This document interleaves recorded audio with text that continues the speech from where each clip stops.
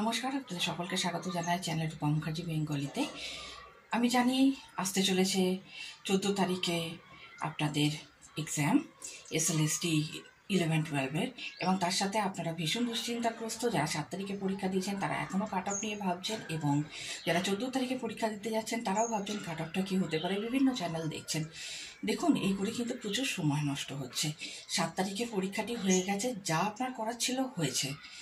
একটা কথা মনে রাখবেন, পরীক্ষা হল থেকে বেরিয়ে সব কিছু ভীষণই ঠিক বলে মনে হলেও পরবর্তীকালে দেখা যাচ্ছে যে শেষ 5টি অথবা শেষ 7টি প্রশ্ন খুব কঠিনই এসেছে, এবং কঠিন বলতে কি, মানে অ্যান্সারগুলো এতটা ক্লোজ যে অনেকেরই ভুল হয়ে গেছে।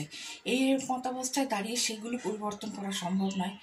তাই যত হচ্ছে তার সাথে একাডেমিক স্কোরটা যোগ করুন এবং পরবর্তী পরীক্ষার জন্য প্রস্তুত হন। যাদের 7 তারিখে শেষ হয়ে গেছে তারা, আমি বলবো, আপনারা যদি গ্রুপ সি ডি এর ফর্ম ফিল আপ করে থাকেন বা স্পেশাল এডুকেটারের ফর্ম ফিল আপ করে থাকেন, অথবা যদি টেট পরীক্ষা দেওয়ার কথা ভাবছেন তার প্রস্তুতি শুরু করে দিন। আর যাদের 14 তারিখে পরীক্ষা আছে তারা একটু মনকে কনসেন্ট্রেট করুন।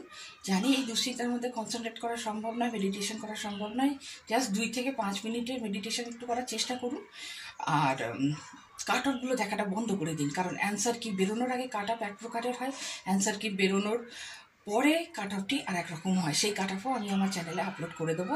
আর অ্যান্সার কি বেরোনোর আগে অর্থাৎ পরীক্ষার হওয়ার পরেই কাট অফটা আমি আপলোড করেছি, আপনারা চাইলে দেখে নিতে পারেন। তবে আমি আপনাদেরকে রিকোয়েস্ট করব, যাদের 14 তারিখে পরীক্ষা আছে তারা এই বিষয়ে না ভেবে বইটাতে একটু চোখ বুলান, যেটি আন্তর্জাতিক সাহিত্য রয়েছে, অর্থাৎ এখানে ইংরেজি সাহিত্যের এবং বিভিন্ন লেখক ও তাদের বইয়ের নাম রয়েছে, সেগুলো একটু দেখার চেষ্টা করুন।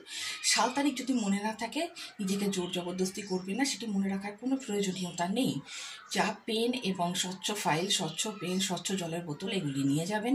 বেশি ভারী জামা কাপড় পরবেন না। চুল, মহিলাদের জন্য বলছি, চুলটাকে একদম সিম্পলভাবে বেঁধে নিয়ে যাবেন, কারণ কি ওরা প্লাস্টিকের ক্লিপও খুলে চুল দেখছে, মানে কি বলবো বুঝতে পারছি না, যাই হোক। আর কি পড়বেন না, দেখুন যা পড়েছে সেগুলোকে রিভাইজ দিন, নতুন করে কিছু পড়তে যাবেন না। আমি আবারও বলছি, আন্তর্জাতিক সাহিত্যটা দেখুন, সাহিত্যের ইতিহাসটা দেখুন। খুব শীঘ্রই আমি আমার চ্যানেলে একটি ইন্টারভিউ কিভাবে হবে তার একটি ভিডিও নিয়ে আসছি।